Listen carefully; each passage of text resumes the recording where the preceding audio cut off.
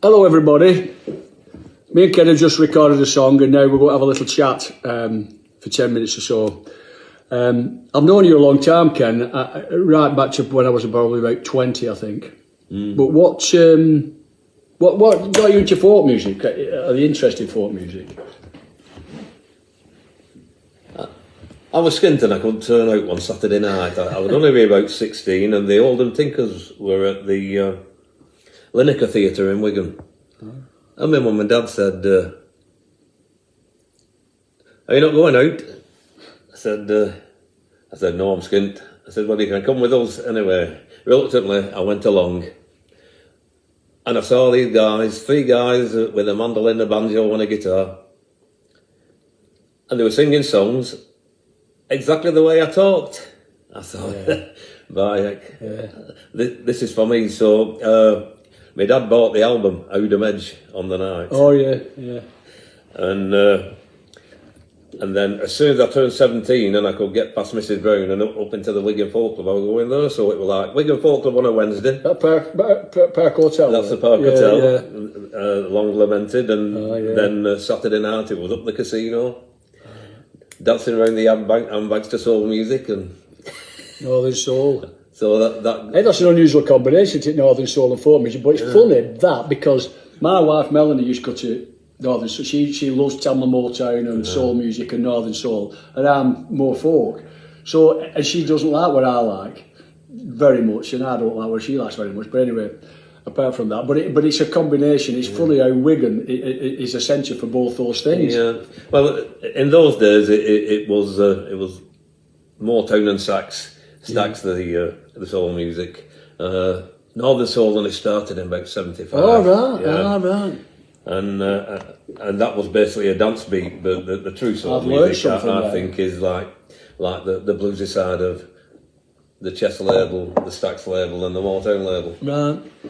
Anyway, to get back to that, I watched the Tinkers and started going to Wigan Folk Club, and I saw super turns like Alex Campbell and Mike Harding, a young lad making his way. Mike Harding, yeah. I saw a young lady called Marie Little. Yeah, still going. Get a couple of quid for a spot at the Wigan Folk Club. Salford girl. Yeah. And that set me on the road. And then I saw you lot up at the Old Triangle. That's at right. Orwell Rugby Union Club. Yeah. And then a little bit later on, my mate was John Oliver. John Oliver, Norman split from the Triangle and formed the Orton Weavers, and he asked John, so... He did. He asked John Oliver and our Tony, and they wanted a guitarist, so they asked David Littler. And within a couple of years, they were on Flaming Telly, you know, they went from nothing to that. So... And that was my youth, and I was playing for Aspel Rugby Union Club, and they wanted a fundraising idea, so I started a folk club there, or a monthly folk concert it was. Yeah. And he had Gary and Viva and Pat and the Old Triangle. You left then. Was that in the big room, a bigger room? Or it was a Aspel Rugby Union's club room. Yes. And we had some great times there. Yeah. Mike Canavan, he died a couple of years ago. He played for us there, and Gary and Vera, Bernard Wrigley. Well, they've all been in my kitchen then. Exactly. So, what I wanted to specifically ask you about, we could talk all day about all sorts of things. I mean, we go back a long time, and I've not with John Oliver. I was friends with John as well. But I know you've got I came to watch you last Sunday. You did a presentation at Hay Hall about the price of coal, which I found fascinating, both in terms of the content of it and the way you presented it, with interspersed with songs and music and poetry. But I learned so much about the detail of the injustices that went on at that time. Can you just tell us a little bit about how you got into that? Yeah, my favourite subject at school was history. Yeah. And when I got into the folk music and the historical songs from Harry Boardman and the Tinkers, they said that history is controlled and written by the winners They controlled the narrative, yeah. and the winners were the industrialists, and the superb technical inventions, but underlying is the misery that it caused with child labour, industrial diseases, deaths from bad practices, and it all linked the history, the folk, the dialect poetry of Edwin Waugh and Of course, yeah. you know, Sam Laycock and Ben Briley, and it was just like fermenting all these things, I got the idea of putting the history of the mills and the pits, and but alongside that, the history of the people and how they suffered, and the songs what they sang and the poems what they wrote, and including them in a talk. But it was very effective, and I think as well the folk songs in them days, well, all the time really. I know we've got all modern technology now, but folk songs in them days were a way of spreading information around and spreading stories around about what was going on. And so, you know, to bring them into it, I think is... And it was information, because there was a lot of illiteracy. I mean, people were lucky to get school till they were 7, you know, and the songs, a dialect song is a good way of putting information across to people. That's why the folk music, it can be very political. Well, because it's a way of spreading the message to the people who can't read about it. And what I thought a little fascinating part of your presentation was when Queen Victoria got involved. Yeah, I mean, I'm not howling screaming royalist by a long shot, but Queen Victoria heard about the Husker cholera flood when a stream overflowed, went down a ventilation shaft, and it drowned 26 kids.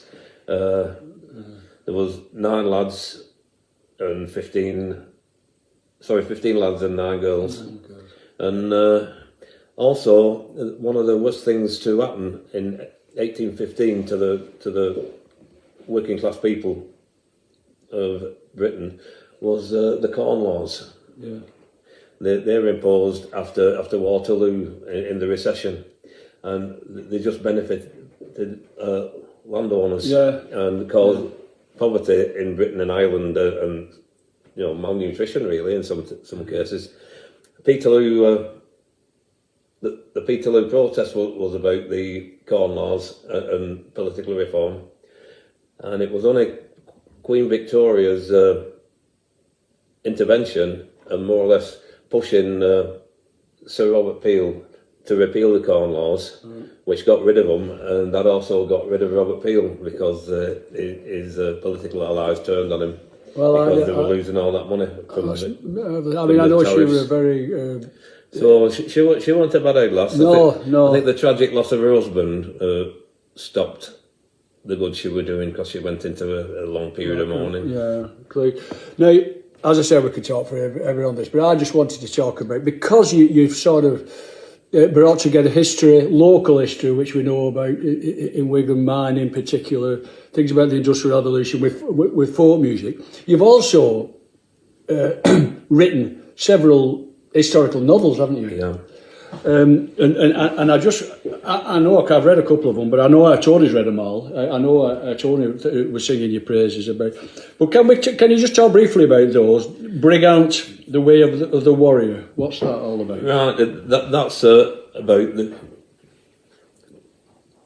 Well, we know Wigan was significant because they found a big bathhouse in Millgate when they were doing the Grand Arcade. Yes. And there was all sorts of other things, a burial ground when the gasworks were excavated, and the Roman road from Carlisle to Rochester, that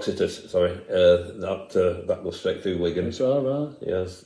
It's now followed the course of the A49. Yes. The A49 follows that course up to Preston, and then it's now the A6.